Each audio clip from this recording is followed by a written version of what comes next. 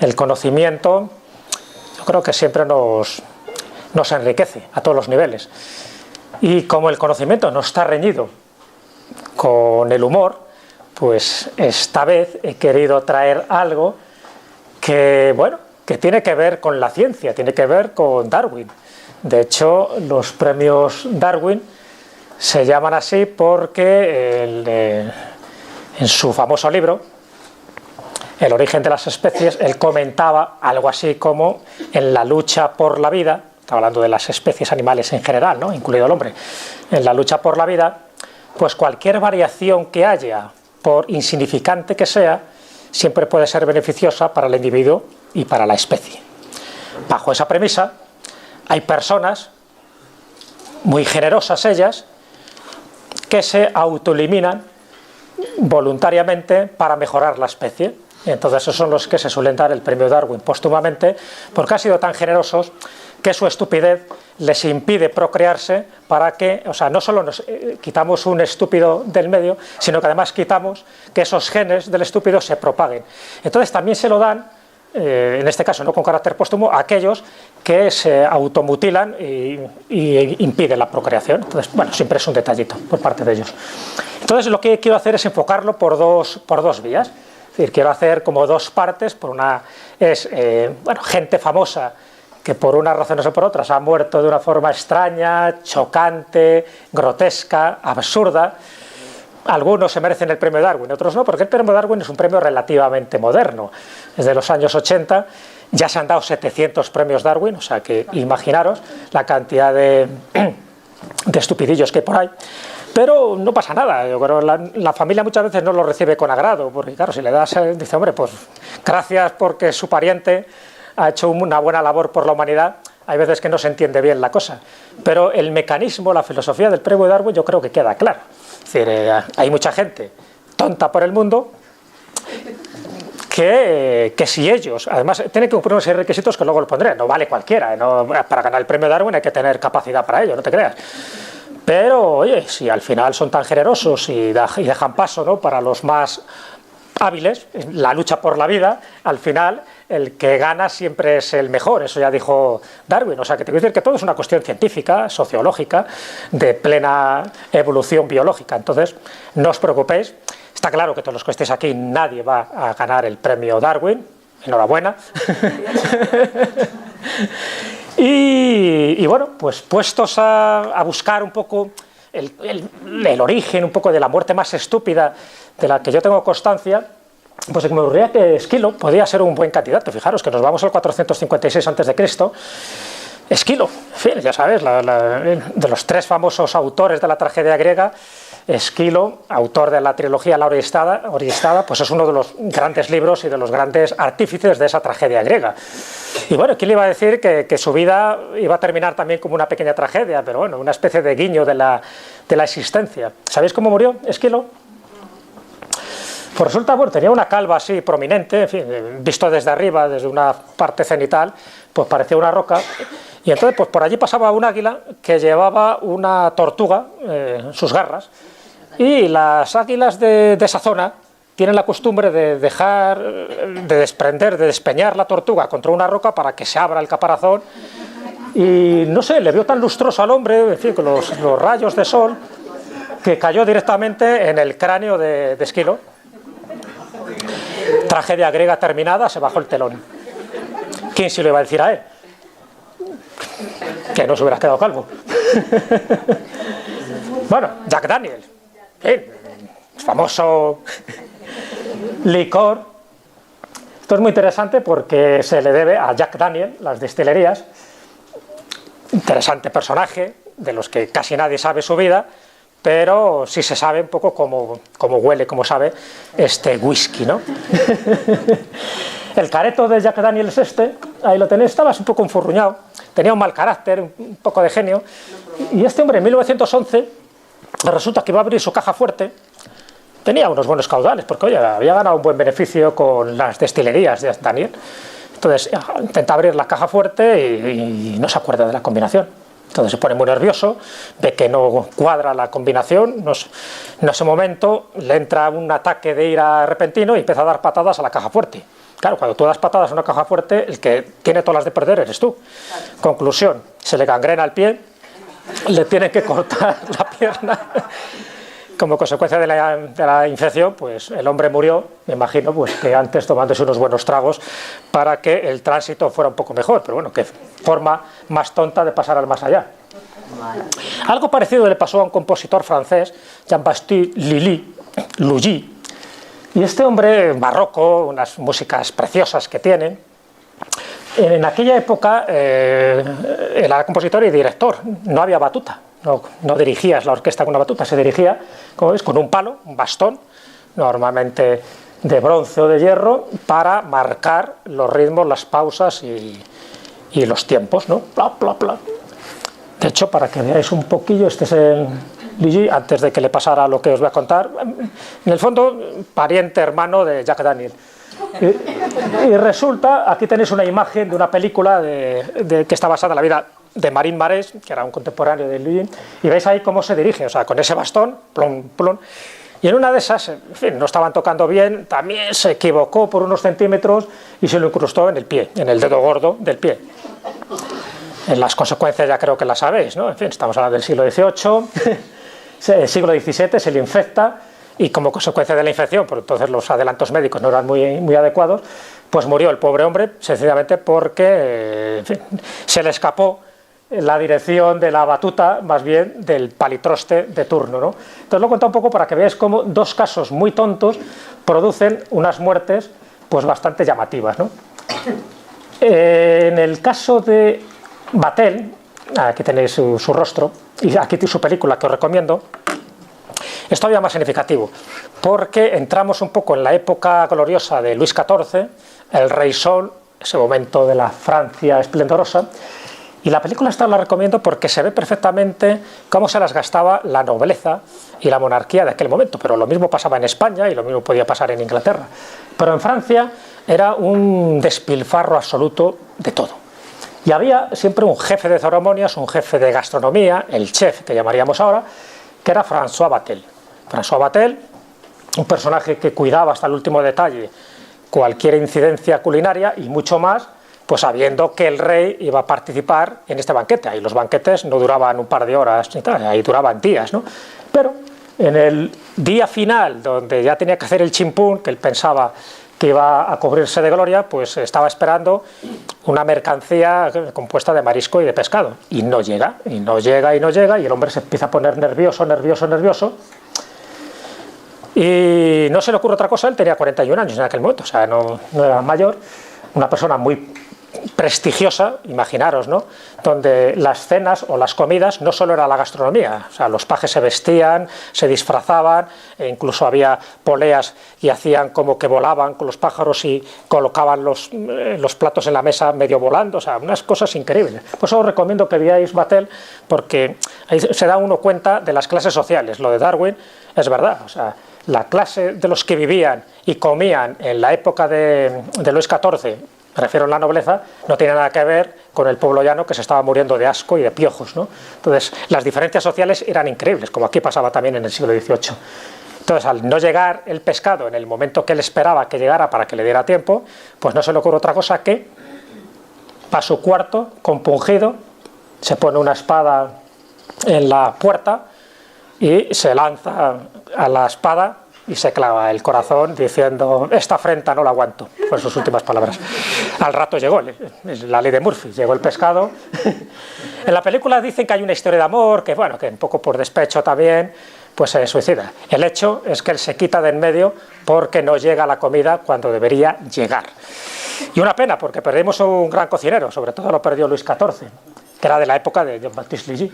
Aquí tenéis una de las escenas para que veáis cómo se las gastaban. O sea, todo en plan trufado, con mucha mermelada, con cosas exquisitas, con lenguas de faisán y cosas de este tipo. O sea, vamos, prohibitivo para cualquier ser humano convencional. Pero esta gente era como si fueran extraterrestres, os lo aseguro. Es decir, su forma de vida no tenía nada que ver con el pueblo llano. Lo de Julien Offray de la Métrie es más divertido todavía, porque este hombre, que era médico y además era filósofo, él estaba escribiendo en aquel momento un tratado sobre la felicidad, ya la ves la cara de cachondo que tiene. Él consideraba que la vida había que disfrutarla, que había que vivirla, está claro, ¿no? Y que para 4 días y ya 2 que hemos vivido, pues vamos a disfrutarlo. Y él pues era muy comilón, evidentemente, era muy sibarita, un hedonista, escribía de lo que él sabía, que hay ese tratado de la felicidad, pero le dio por darse una de esas comilonas infernales, desde que se comió un paté de pavo trufado a lo bestia, aparte pues de los entrantes, de los salientes y de todos los postres del mundo. Conclusión, que le dio un reventón. El tío le salía la comida por las orejas, ¿no? Murió plácidamente, murió decir que con una sonrisa en la boca, ahí la tenéis, momentos antes de morir. Bueno, el hecho es que, curioso, en lugar de pasar a la historia como filósofo, como médico, como un gran humanista, era de la época de la Ilustración, pues al final ha pasado la historia porque de grandes cenas, queridos amigos, están las sepulturas llenas. Pues este fue una cena, ya te digo, debía estar riquísimo, debía estar de muerte. Bueno, Adolfo Federico de Suecia, otro monarca, ya os podéis imaginar, siglo XVIII, llamado el rey que comió hasta morir. Fijaros ahí, porque claro, esto si lo cuento no os lo creéis. Fallece por problemas digestivos, otro atragantón de los buenos. En la cena, langosta, caviar, chucrut, sopa de repollo, ciervo ahumado, champán y 14 platos de su postre preferido relleno de mazapán. El postre, digo, es que si no lo veis no lo creéis. Lo he buscado, El postre es este. Es lo que se llaman senlas, es un postre típico de Dinamarca. 14. Pero eso, 14 al final, o sea, porque ya había hueco en el estómago, después del caviar, la langosta, la sopa de pollo, el ciervo, en fin. Y se toma 14 senlas, que son bombas caloríficas, reventó. Claro. Os voy a poner otra vez la imagen para que lo veáis. Es que esta imagen, que no corresponde, pero bueno, es un poco como muy representativa de una gran película que se hizo en su época, que escandalizó a mucha gente, del año 73, es la película de Marco Ferreri. ¿Os suena esto? La Gran Buffet. ¿En qué consiste el argumento de esta película? 4 amigos que se reúnen para suicidarse comiendo. Toma ya. Come que te come. Qué forma de suicidarse. Bueno, entre medias también había unas cuantas mujeres, pues para pasar el ratillo mientras se suicidaban, porque es un suicidio lento, ¿no? Hay que estar comiendo, comiendo y comiendo. Aquí veis uno de los fotogramas. El hombre ya no podía más y aún así todavía le seguían dando de comer. Película curiosísima, extraña. La Gran Buffet, la gran comilona. Pero bueno, me lo recordaba cuando estaba viendo estos casos de gente que muere por comer demasiado. Hay gente que ha muerto de risa, no he querido traer algún caso, y hay gente que ha muerto de miedo, de un susto. Pero bueno, eso no entraría dentro de esta categoría. Estamos hablando de muertes que se podían evitar, que ellos eran conscientes de lo que les podía ocurrir, y aún así siguieron, y claro, y pasa lo que pasa. ¿Qué es lo que le pasó también a Maximiliano I de Habsburgo? Cuidado, hubo un Maximiliano I, pero que fue emperador de México. Ese no, le dejamos ahora, Estoy hablando de Maximiliano I de Habsburgo, padre de Felipe el Hermoso. Su nieto era Carlos I de España, para que os ubiquéis, ¿vale? Bueno, este era un gigantón, medía más de 2 metros, comía como un bestia, llevaba siempre un ataúd con él, pues si se moría, ¿verdad? Curioso. Siempre llevaba el ataúd, claro, un ataúd gigantesco. ¿El qué? Porque si me muero, es que no cabe, es un ataúd normal. Se lo llevaba, daba como yuyu, ¿no? Pero el tío, vamos, con la mano, tenía una manaza que si te daba una torta te daba la vuelta, bueno, como una campana. Aquí tenéis otra foto de él, así, un monarca recio, lustroso, comía como si no hubiera un mañana. Ay, pero había un producto que le encantaba, le gustaba muchísimo. No. ¿Qué producto podría ser? ¿Sabes de qué murió? De su vicio preferido, de su vicio oculto. Una melonada, bueno, melón tras melón, claro. Reventó. Maximiliano I de de Habsburgo, muerto el pobre hombre por una melonada, le salían las pepitas. Bueno, no entramos en detalles. Él sabe, hombre, dice, yo tengo 2 metros, como tenía el ataúd al lado, tampoco le pasaba nada, ¿no? Dice, bueno, al fin y al cabo.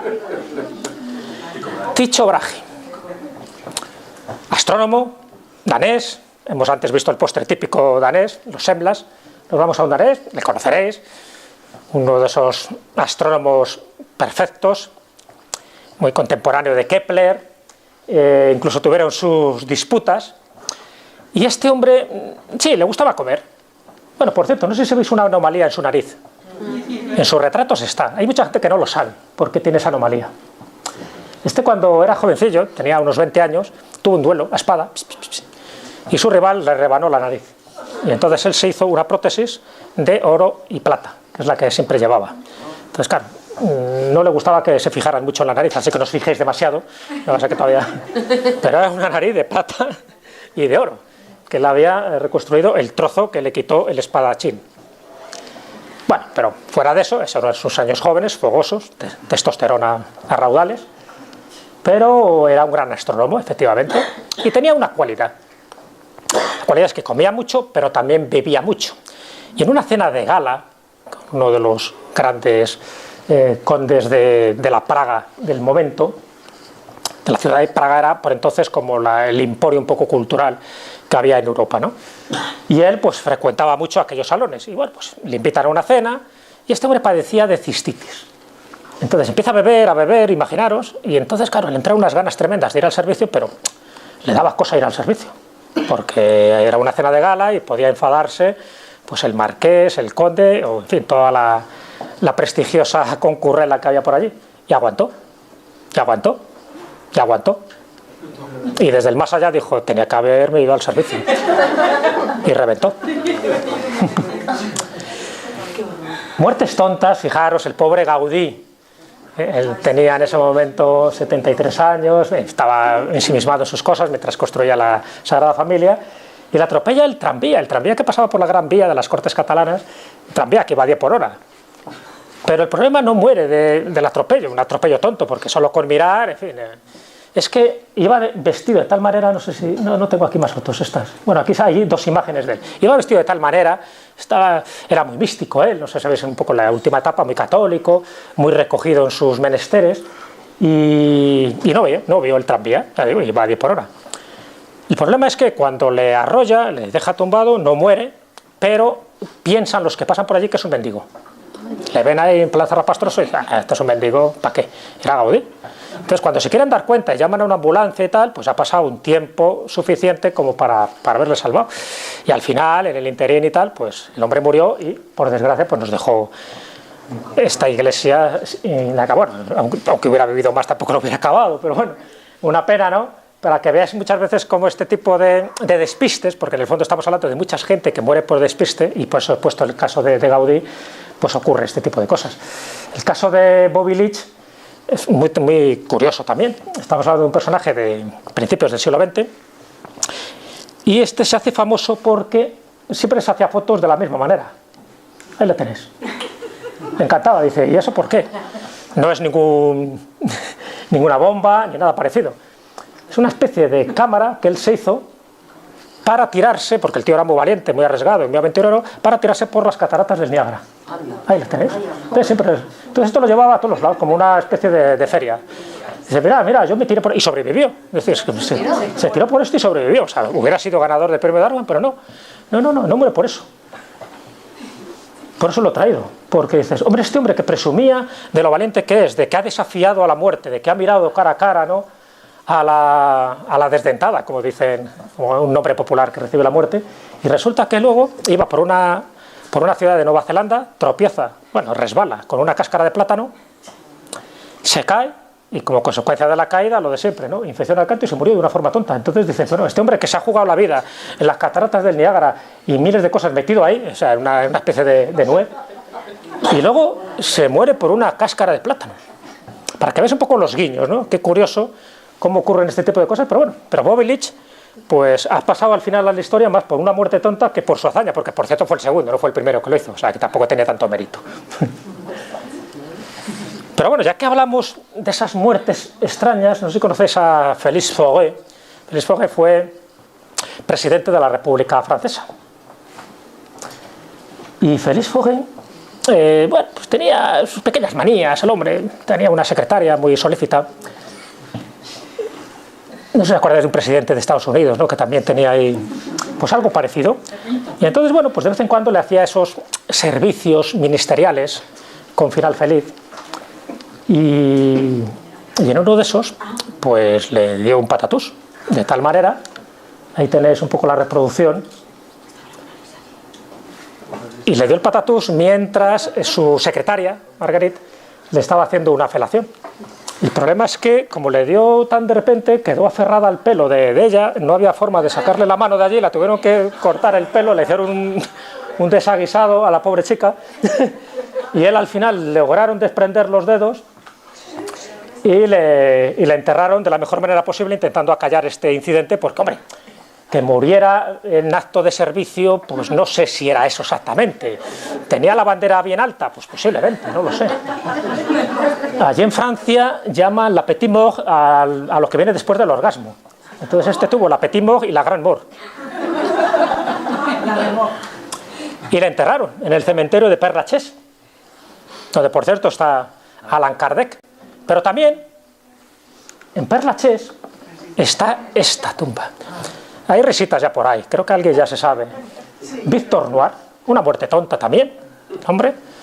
Él tenía 20 años, un duelo tonto con Pierre Bonaparte, un príncipe pariente de los Bonaparte, y él era redactor, periodista del periódico La Marseillaise.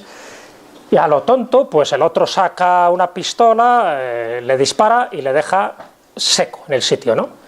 Pero, por lo que sea, el que hizo la escultura lo quiso hacer de la forma más realista, tal como quedó tumbado, ¿no? Y bueno, se ve que tuvo una erección en aquel momento, porque se lo hizo con esa protuberancia que veis ahí más descolorida.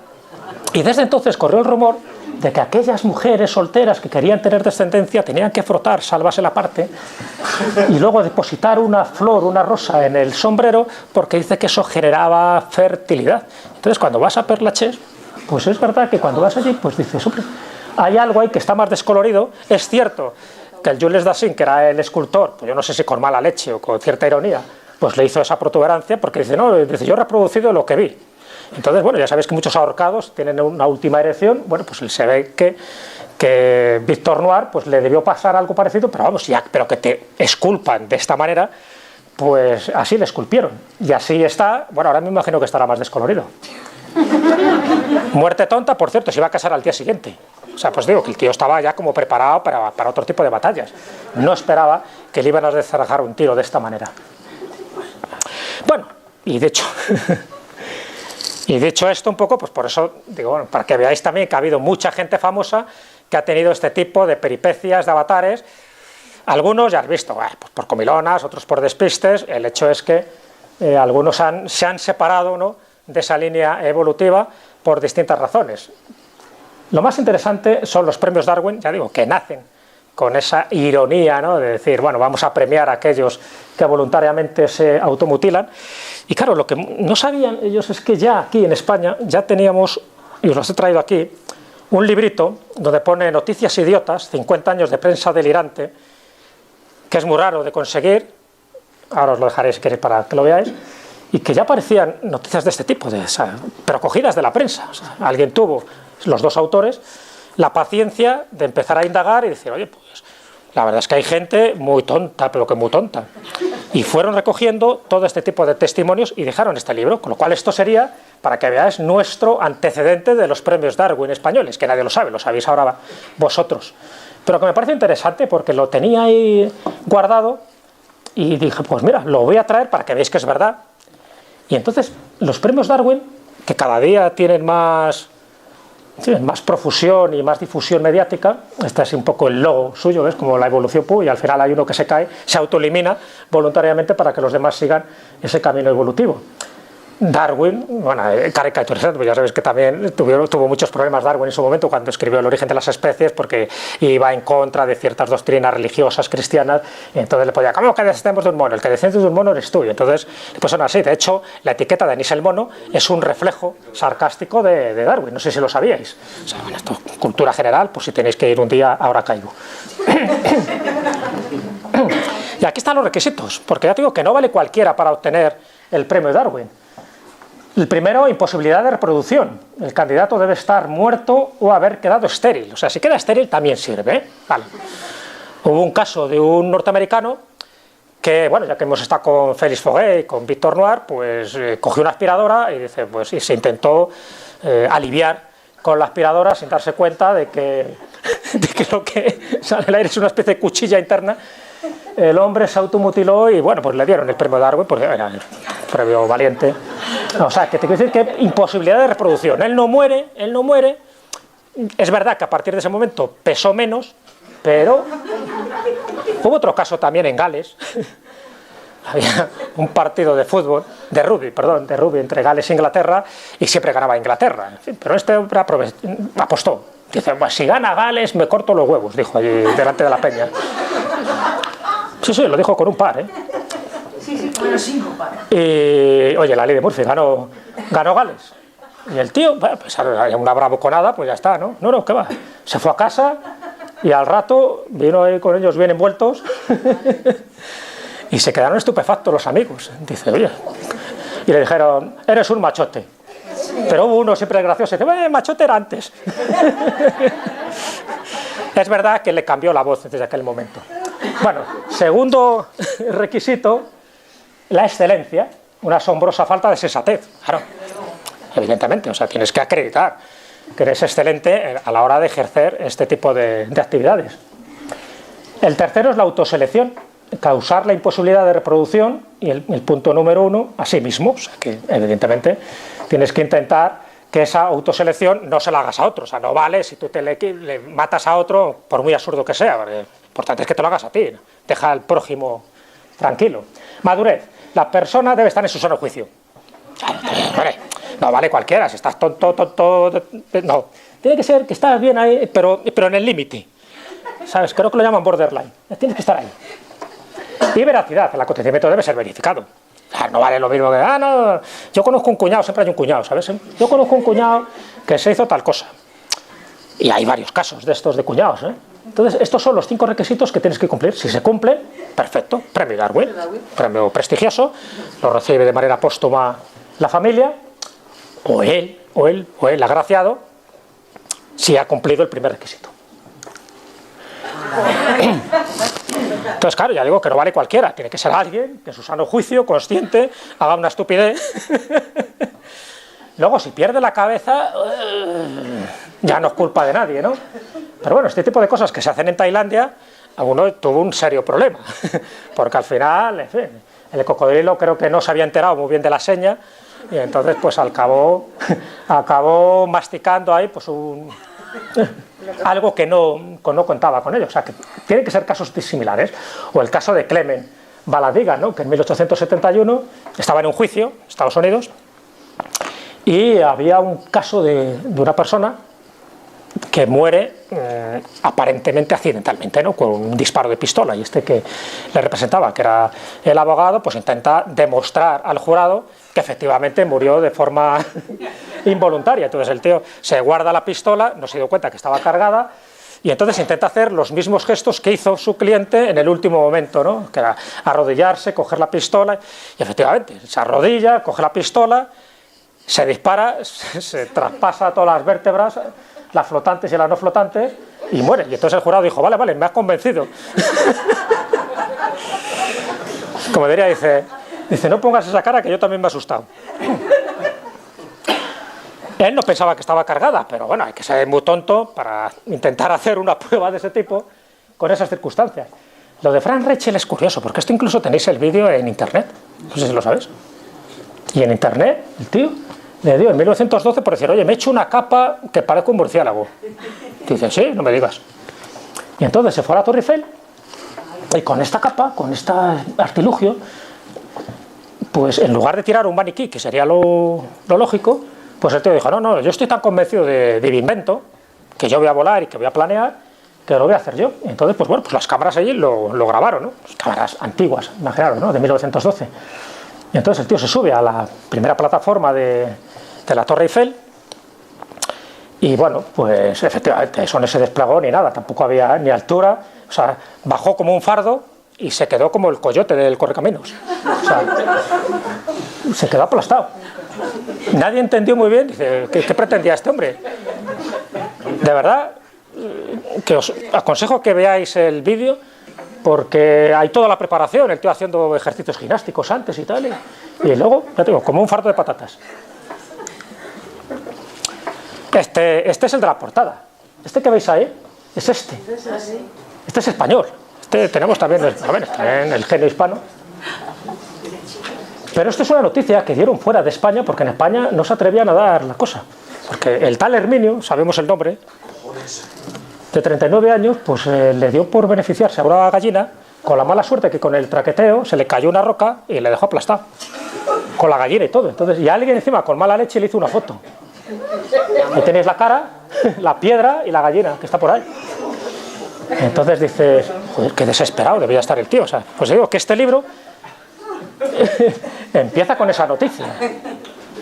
Bueno, la he traído un poco pues para que veáis, en fin, que estas cosas pasan. Este sí que sería un premio Darwin, ¿no? Y bueno, y la gallina. Que la gallina no. Cosas curiosas, fotos que parecen que están sacados de algo imaginario, pero no, es algo que ocurre. O por ejemplo, el que ganó un premio de agua, que hizo una apuesta y dijo, a ver quién aguanta más debajo del agua.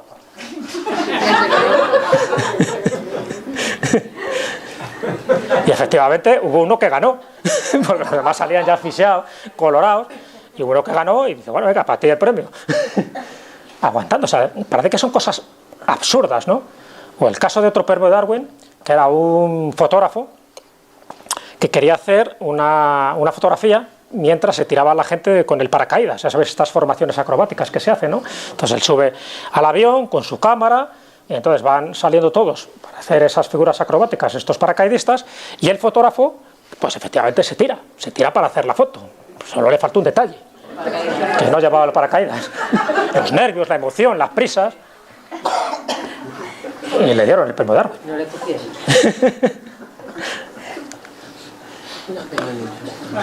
El selfie del Machu Picchu.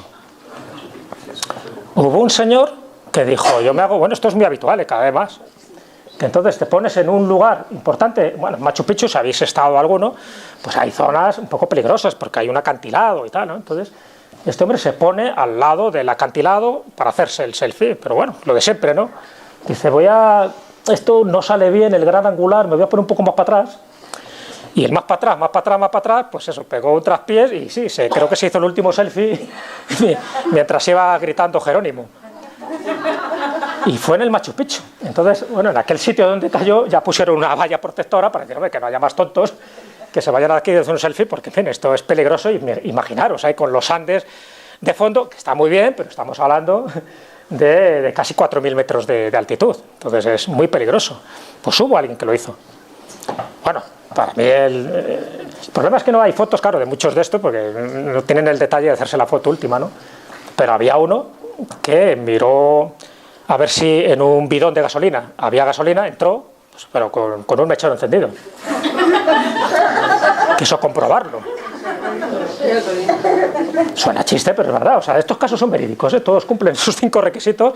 Entonces, sí, claro. Lo último que dijo, dice, sí, parece que sí. Y no sé yo mucho más.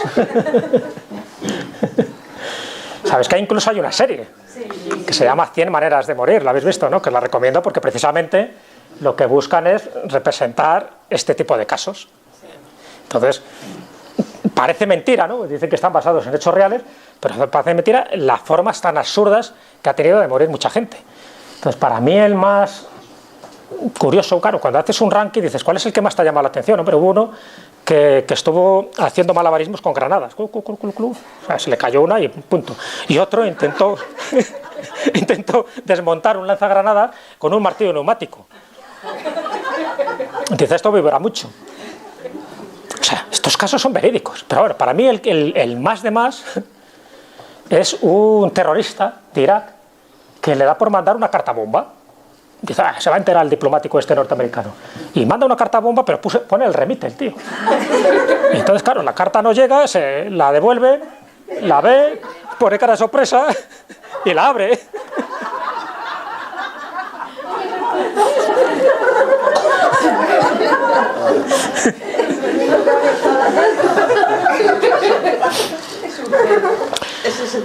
De hecho, aquí, para que veáis en este libro, he seleccionado una de las muchas que hay, pero para que veáis, esta es insólita, vamos, esta no aparece en ningún sitio. Diario 16 del 4 de enero de 1977. Y pone aquí, un petardo le estalló en la boca. Dice, a un hombre que emocionado por la llegada del nuevo año en San Salvador, se supone que será San Salvador de Bahía, lanzó el cigarrillo con el que encendía los cohetes al aire. O sea, el tío estaba fumando y en lugar de... bueno, sigo. Mientras se colocaba el petardo entre los dientes. O sea, que imaginaros, ¿no? La cosa. Él tiene el cigarrillo en una mano y el petardo en otro. El hecho ocurrió en la hora bruja del 31 de diciembre, cuando Víctor Manuel Pérez Mejía celebraba alegremente la llegada del año nuevo. El hombre de 20 años de edad se quedó sin dientes después de la horrenda explosión del petardo. Los labios y parte de la cara también quedaron gravemente afectados por la explosión. Por el momento está siendo atendido de sus graves heridas y no ha podido hablar. La emoción le embarga. Los médicos creen que va a perder la voz. De estos, los que queráis. Además, incluso algunos con imágenes y cosas de estas para que se vea, ¿no? Llama mucho la atención, desde luego. Es un poco lo que decía Voltaire. La estupidez es una enfermedad extraordinaria porque no es el enfermo el que sufre por ella, sino los demás. En fin, un poco lo que quería mostraros con esto, que ya podían ser muchos más y hay varios casos muy representativos, pero sí me gustaría que esta charla fuera también interactiva, es decir, porque yo sé que conocéis casos donde de una forma directa o indirecta pues podéis aportar vuestro testimonio. Yo he contado unos cuantos, hay muchos más como os podéis imaginar, pero los que he contado yo creo que son suficientes para justificar esa frase que dijo en su momento Albert Einstein. Albert Einstein, de las muchas frases gloriosas que tiene, él dijo, dice, hay dos cosas que son infinitas, el universo y la estupidez humana. Y dice, de lo primero no estoy yo muy convencido.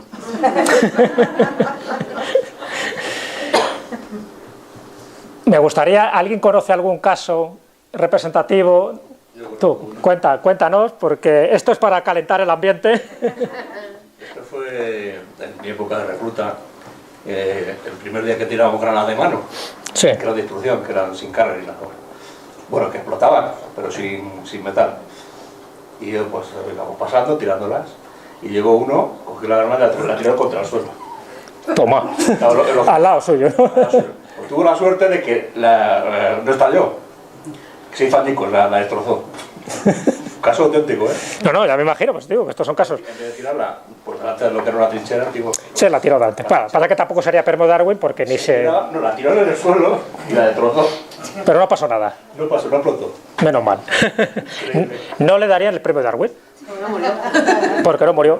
Ni el que estaba al lado. Ni el que estaba al lado, no. El que está al lado, el que muere al lado, ese no nos sirve. Eso no nos sirve. Más casos. A ver. Yo creo que esto es un caso Darwin, que es un premio Darwin. A mí siempre me ha hecho mucha gracia el caso de, en la India, en el zoo, baja un chico hindú a ponerle un collar de flores al hermano tigre, ¿no? Y dice, bueno, premio Darwin seguro. No, el premio Darwin se lo dieron al amigo que bajó a salvarle. O sea, al otro que se lo coma. Toma ya. Por salvar al tonto. Pues ya está, perfecto, claro. Se metió donde no le llamaban, ¿no? Ha habido otro caso Darwin también muy curioso, y era un cristalero que el tío pues colocaba cristales en los rascacielos de Estados Unidos, ¿no? De Manhattan. Y entonces colocó uno ahí precioso en el piso 28 y entonces para demostrar que era irrompible dice, ya veréis. Entonces cogió carrerilla, se lanzó hacia el cristal y también otro que gritó Jerónimo, el cristal sí era rompible. Lo colocó bastante mal y entonces le salió cara a la broma, ¿no? Pues ese tipo de casos existen, están acreditados y hay, pues eso, la persona que te lo justifica. Más casos, ¿qué conocéis por ahí? A ver. Bueno, este realmente no se merecería el premio Darwin porque fue un accidente, por decirlo de alguna manera. No sé, fue muerto por su fama. Conoceréis de sobra a Houdini. Houdini sí, claro. Es escapista, sobre todo es famoso por cargarse de cadenas y tirarse a una piscina y conseguir un tiempo récord y tal, por salir de ella no se sabe cómo. Pues uno de los numeritos que le hicieron también famoso fue que aguantaba puñetazos que no eran normales. Él era capaz de concentrarse, tensaba los músculos del corazón y con no sé qué ejercicios de respiración y tal, le podías dar con un martillo en el estómago y se quedaba tan a gusto. Pero claro, requería esa preparación previa. Y entonces un día, pues no sé si salía de su camerino o estaba pues entretenido firmando autógrafos y llegó uno que dijo, ya verás cómo este puñetazo no lo aguanta. Y sin asomarse, o sea, sin avisarle ni nada, le dirigió el directo. Y el otro, claro, le pilló desprevenido, sin concentración, sin hacer esos ejercicios ni nada, y le reventó el lazo. Sí, es verdad. Sí. Y creo que al final murió de peritonitis, me parece. Sí, es verdad. Pero el otro sí que... Sí, conozco el caso y es de verdad. O sea, porque normalmente él aguantaba eso, porque él tenía un tipo de ejercicio para que el músculo del estómago quedara ahí reforzado y entonces pues lo aguantaba. Pero creo que el otro le dio desprevenido, no le dio tiempo a hacer esas técnicas, ¿no? Y claro, le reventó, bueno, creo que reventó una de las versiones, dice el bazo, y otra vez, pues eso, que fue el apéndice y murió de peritonitis. O sea, pero es que el homicida aparece en las fotos, porque claro, estaba todo cargado de periodistas y tal, aparece ahí como jactándose de que fíjate lo que he hecho, qué maravilla, ¿no? Sí, porque, hombre, he derribado a Harry Houdini, fíjate, ni más ni menos, porque por entonces todas las cosas que hacía es verdad, y muere de una forma tonta, porque con la cantidad de cosas que hizo, que era meterse, pues eso, en galones de agua, en fin, escapar de las formas más inverosímiles, al final muere de una forma, eso, tonta, de un puñetazo mal dado. Fijaros, me acuerdo de otro, de los premios Darwin, que ese también es curioso, es para nota. Este, bueno, no quejaría exactamente, pero bueno, porque este quería suicidarse, y claro, como tenía miedo de saber si fallo, buscó como muchos métodos seguidos para que se cumpliera su objetivo. Entonces se va a un acantilado, el hombre, se lleva una cuerda, se lleva veneno, se lleva una pistola, se lleva de todo, ¿no?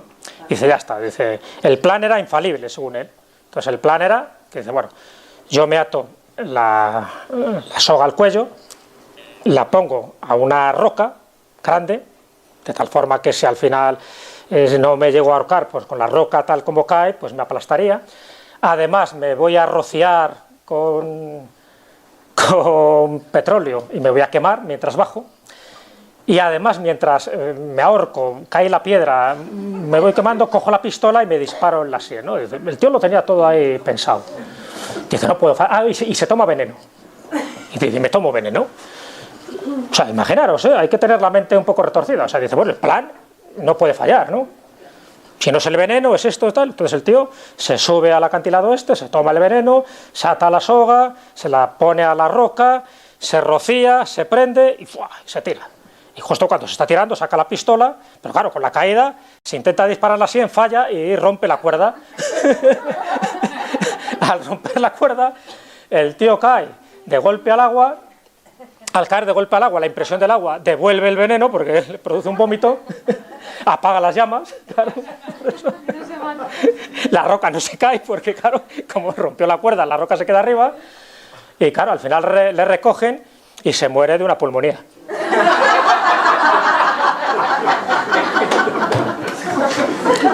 Es verídico, ¿eh?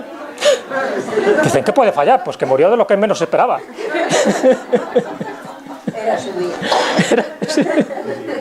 Claro, ya cuando lo llevaron, le recogieron, no sé qué, pues bueno, ya el hombre ya no aguantó lo otro. Casos de estos que es increíble hasta dónde puede llegar la mente retorcida de ciertas personas, ¿no?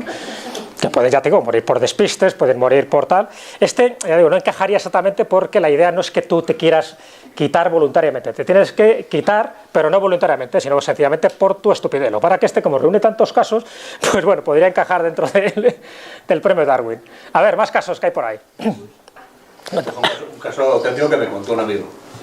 Este trabajaba en una fundición y resulta de que había un recipiente enorme, metálico, y tenía que cortarlo con la autógena. Bueno, estaba cortando una parte de ella, se armó mucho humo, y el hombre no se le ocurrió nada más que coger el oxígeno del metileno y el oxígeno, que son los que hacen la llama. En vez de echar aire normal de un compresor para quitar el humo, se le ocurrió nada más que echar el oxígeno. Fue meterse dentro, darle a la cacharrita, se para encender, y se quedó. Madre mía. Eso para haberlo sabido, pues era un experto, se supone. Se supone, bueno, pero mira también el caso que conté del médico que sabía el daño que le podía hacer la comida y aún así el tío pues comió hasta explotar. O sea, que si eres médico y sabes perfectamente lo que tienes que hacer, eso. Era un experto en soldadura. En soldadura, pues mucho más, claro. Es inflamable. Hubo un caso también de Premio Darwin de alguien que se echó parafina en la cara para, bueno, pues una especie de, como para mejorar el cutis, ¿no? Un remedio de estos que había encontrado en internet.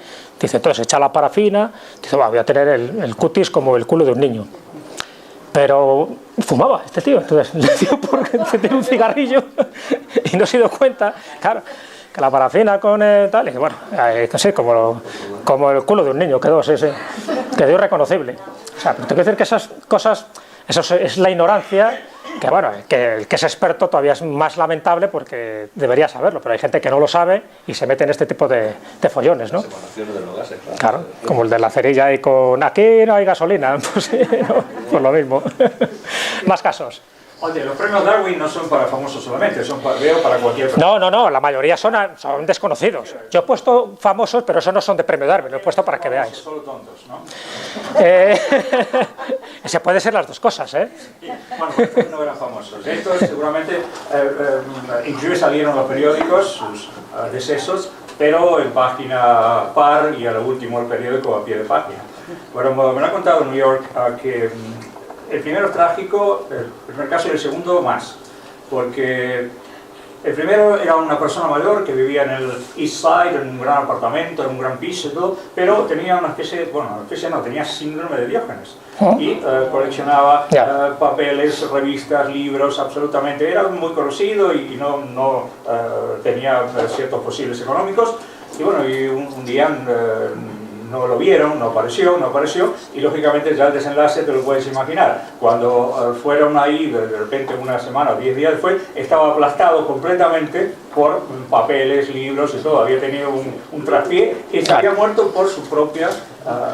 por el síndrome este de acumular cosas. El otro caso es más trágico porque era una familia peruana que habían cumplido su sueño de ir a vivir a New York y tener la residencia en New York, y se reunieron la señora con su hijo, con el marido. Y el marido los esperaba en un hotel de New York muy alto, de muchos pisos. Y en un momento en que el niño estaba con su padre en la cocina, ella estaba saltando en un colchón de alegría porque por fin estaba en New York. Estaba tan contenta, pero la ventana estaba abierta, hacía mucho calor. Y el colchón era muy elástico. Ya me imaginas.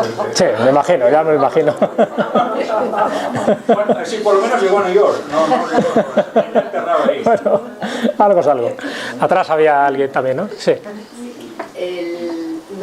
Los que yo creo que merecen el premio Darwin son los que intentaron, cuando has contado este caso que es el de la pistola que se los que intentaron matar a Rasputín.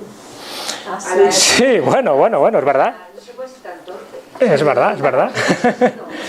Pero al final murió. Bueno, ya, pero al final murió.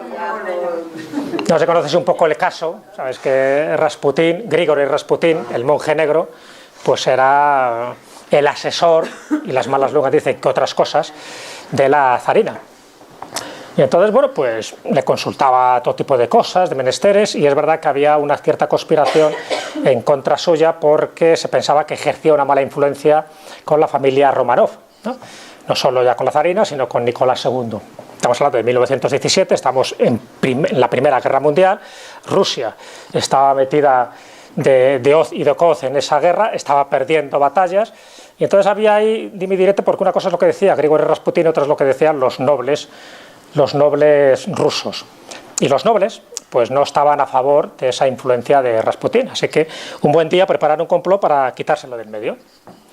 Y el quitárselo del medio es que le invitan, el tío tenía fama, ¿no?, de vividor, en el amplio sentido de la palabra, incluso se cuenta, hay un museo erótico en San Petersburgo, que está lleno de miembros viriles de distintos animales.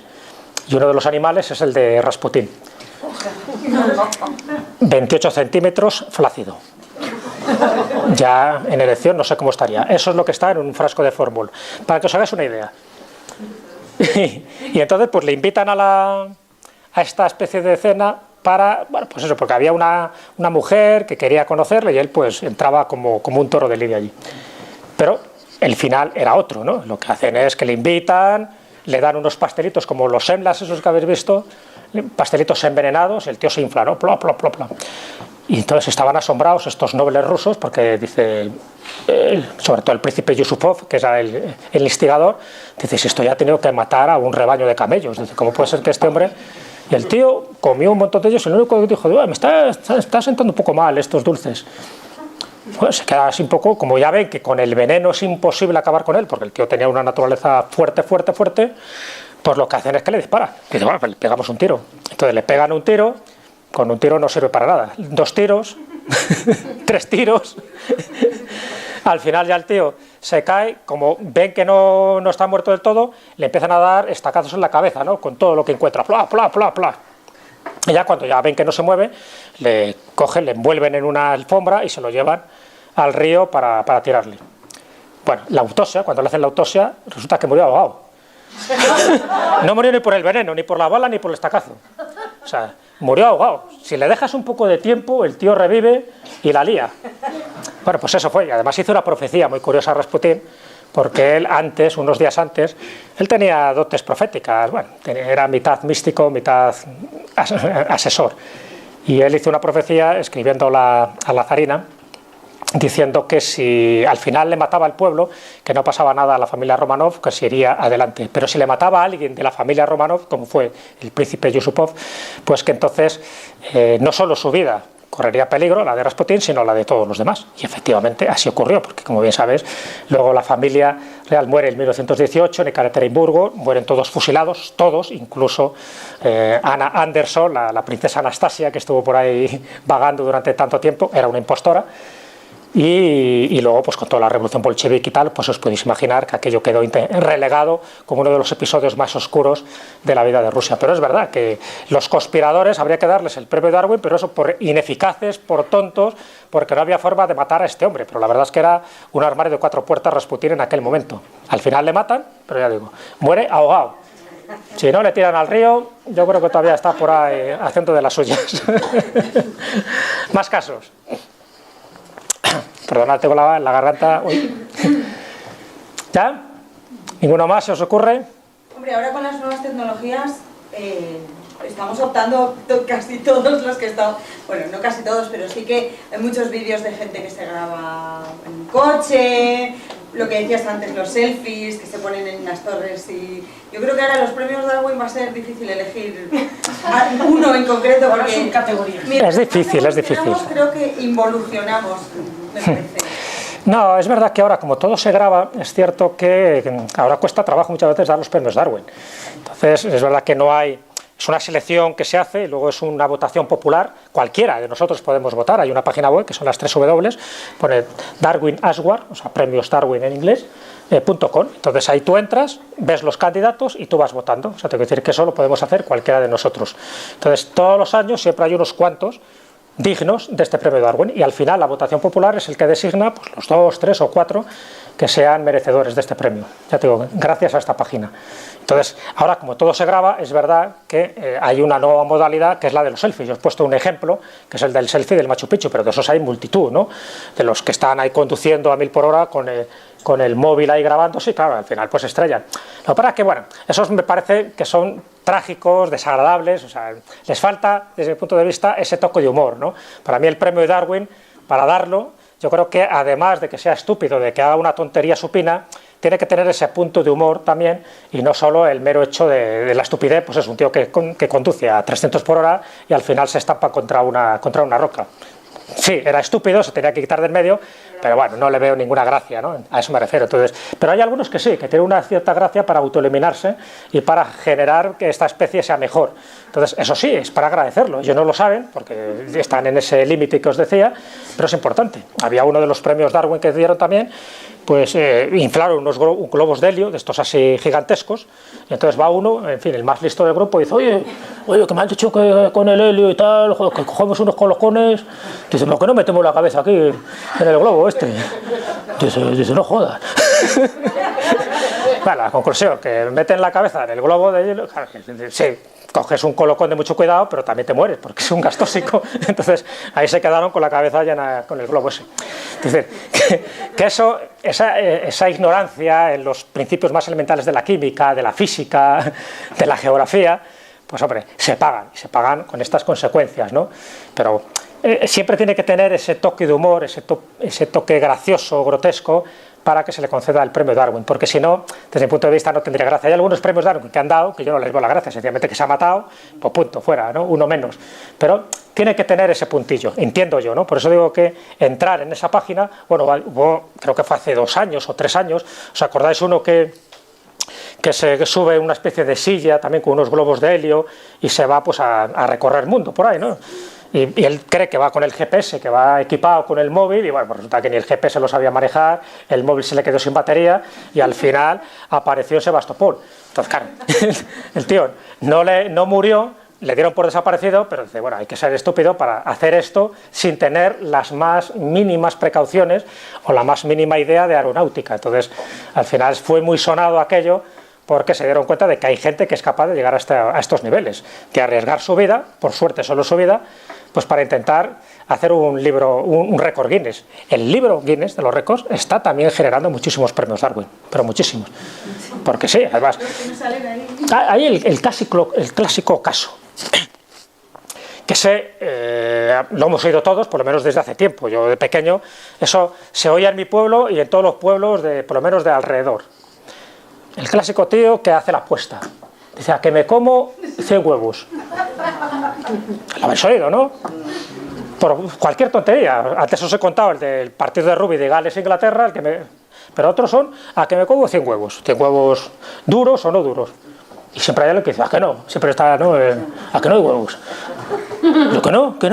Entonces apuestan lo que sea. Y efectivamente, pues al final, pues eso, apuestan no sé cuántas pesetas, porque era de la época de las pesetas. Y el imbécil, pues se va comiendo huevos, claro, llega un momento en que a lo mejor se puede comer 5, 6, 7, pero a lo mejor cuando llega el 15º, pues revienta y no hará la apuesta. Entonces, que esas muertes, dice, bueno, es que se lo merecía, lo estaba pidiendo a gritos, ¿no?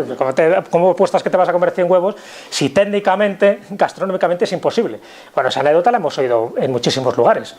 Y al final, lo que es peor, porque antes no existían los premios Darwin, lo que es peor es que la familia luego le ponían como mote, mira, el 100 huevos. Ya sabéis que los pueblos son mucho de motes. Y al final, ¿cuántos hay de esos que el de los 100 huevos o el de no sé qué? Porque su pariente, el que fuera, hizo una estupidez supina. Entonces, ese tipo de cosas, es curioso, siempre se ha producido. Por eso os he traído el libro. Porque este tipo de casos siempre han estado ahí. Y entonces, hay que tener esa precaución mínima, porque si no, Darwin tenía razón. En la lucha por las especies siempre gana el mejor. Y el peor, el que no está adaptado a las circunstancias, el que no está adaptado al ambiente, pues acaba muriendo. ¿Quién no está adaptado al ambiente? El que no sabe, es decir, el que no tiene las mínimas precauciones o conocimientos de química, de física o de lo que sea. ¿Entiendes? O sea, que te quiero decir que aunque parezca, en fin, humor negro, como esas 1000 maneras de morir, pero en el fondo, si lo miráis desde una perspectiva global, no sé un poco lo que pensaría, por ejemplo, dentro de la doctrina espírita, ¿qué ocurre con este tipo de personas? Pues eso es un suicidio. Sería un suicidio, porque estás haciendo algo totalmente insensato, aunque no se quieran suicidar, ¿no? Aunque no se quieran suicidar, sería un suicidio. Estás provocando un suicidio. ¿Ah? Estás jugando con la muerte como natural. Pero sin ellos buscar la muerte. Bueno, porque en general no están buscando la muerte. Ya, pero es como todos aquellos que tienen deportes de riesgo, ¿no? ¿Eh? Esa gente que tiene deportes de riesgo también saben la responsabilidad que están adquiriendo. Porque no solamente existe el suicidio momentáneo, sino el suicidio progresivo. Y la provocación del suicidio nos lleva a una situación complicada, de responsabilidad. De responsabilidad, sobre todo, ¿no? O sea, que por lo menos sí conocer un poco, ¿no?, hasta dónde llega nuestro grado de responsabilidad y no jugar con la vida. Es por eso digo que me interesaba un poco esa opinión, porque claro, en este tipo de casos, ¿qué ocurre? Claro, ¿qué ocurre si se produce un caso de estos en el más allá? Sí, hay un caso de haciendo puenting, pues que la cuerda esa era más larga de lo que está bueno. Un especialista de cine. Claro, pero ahí el problema es no el que se tira, sino el que le prepara la cuerda. Entonces es distinto, claro. O sea, pues digo que el que prepara la cuerda, pero eso es una incompetencia. Es un accidente.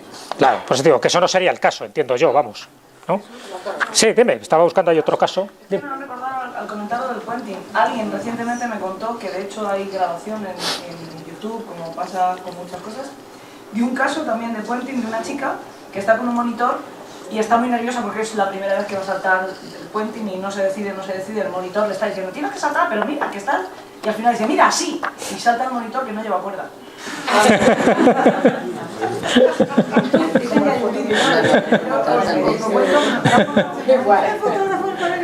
Saltó sin... Y saltó sin cuerda. Ese sí. No, pero es verdad, los nervios y tal, pues lo que le pasó a este fotógrafo de paracaidistas. Dice, va, voy a hacer una foto como en la vida la han hecho. Y efectivamente el tío le dice, pero espera, no. Se le olvidó el paracaídas. Se quedó también como un cromo, como el coyote. Y la foto salió movida. Y salió muy movida. ¿Y la que quería abrir el paraguas yendo en moto, qué? Es auténtico, ¿eh? ¿Cómo fue? Un amigo mío, que había cogido una chiquita y tal, la llevó a su casa y empezó a beber. Y la chica no se le ocurre otra cosa que intentar abrir el paraguas. Madre mía. Claro. Pero hubo una muerte de esas, que esto me lo recuerda, una estupidez, que fue la muerte de Isadora Duncan. Isadora Duncan, claro, sí, fue una muerte... Está también allí, efectivamente. Sí, la verdad que en Perlaches hay un buen grupo nutrido. Bueno, ahí está Jim Morrison, por ejemplo, en Perlaches está Jim Morrison. Ahora os cuento las dos cosillas. Y cuando yo fui a ver las tumbas, evidentemente, pues me interesaba muchísimo, ¿no? Intenté ver pues la de Allan Kardec, la de Papus, también, que tiene mucho que ver con el mundo espírita. Romy Schneider. Entonces, bueno, pero una de las más visitadas, aparte de la de Víctor Noir, para tocar la parte esa que os he señalado, era la de Jim Morrison. Entonces, en Jim Morrison me di cuenta de una cosa llamativa. Bueno, es verdad que es un icono, ¿no? Incluso forma parte de ese club siniestro de los 27, porque mueren a los 27 años, y hay unos cuantos, ¿no? Amy Winehouse, por ejemplo, sería el último miembro, lleno de grafitis, pero bueno, está con una valla allí para que la gente no entre.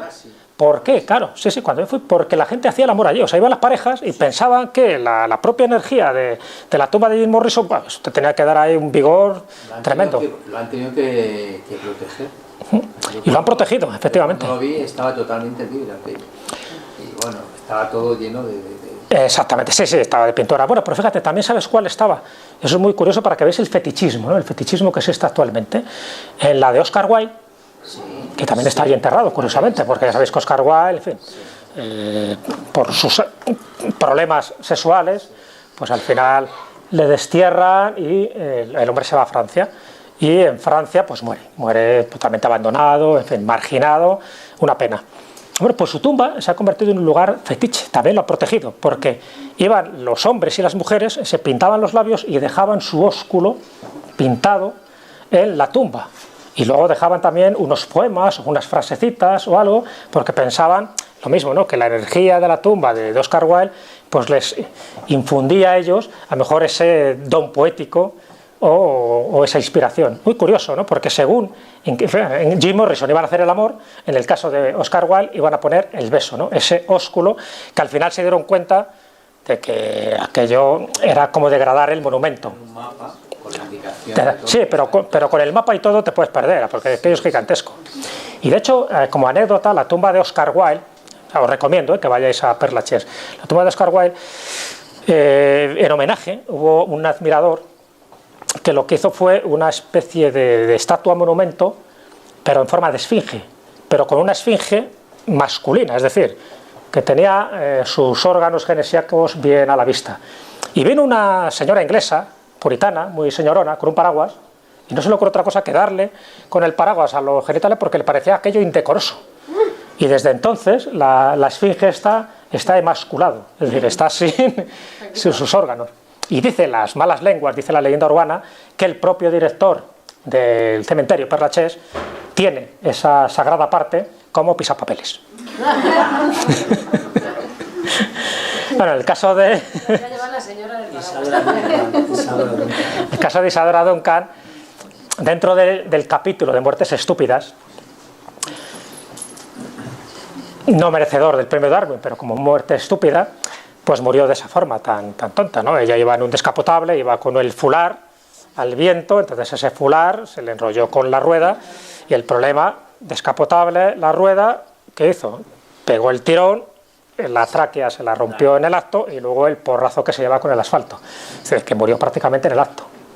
Entonces, pero eso son muertes que no se sabe cómo interpretar, no es consciente de que eso puede generar un accidente, pues posiblemente no era consciente, claro, de todo eso, pero así es como muere la gran bailarina, ¿no?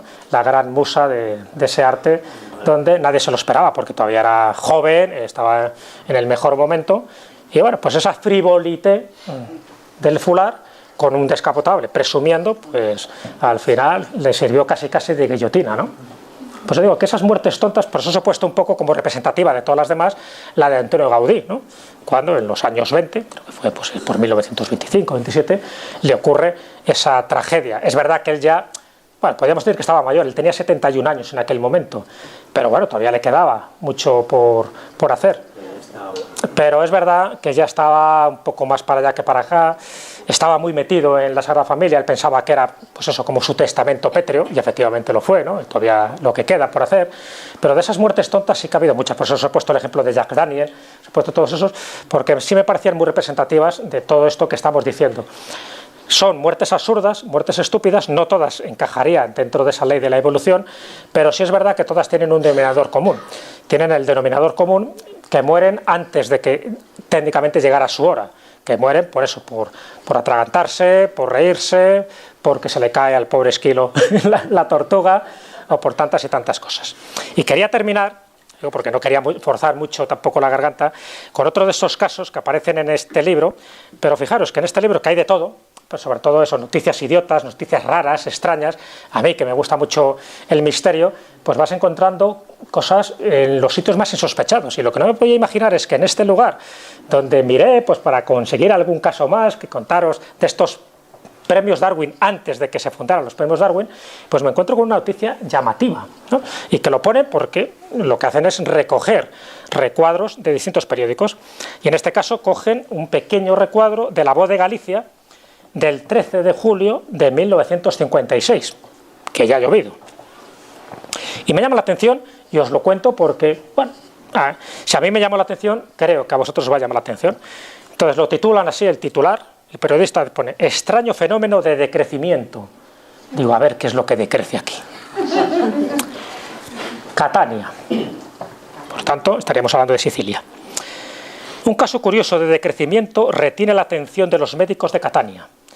Una niña de 13 años, Antone D'Amico, que hace solo unos meses medía 1,50 metros, ahora no mide más que 1 metro. Por otro lado, la niña que antes hablaba con facilidad, balbucea ahora como un niño de 2 o 3 años. Los especialistas no han logrado explicar aún este fenómeno. ¿Habéis visto la película de Benjamin Button? Sí.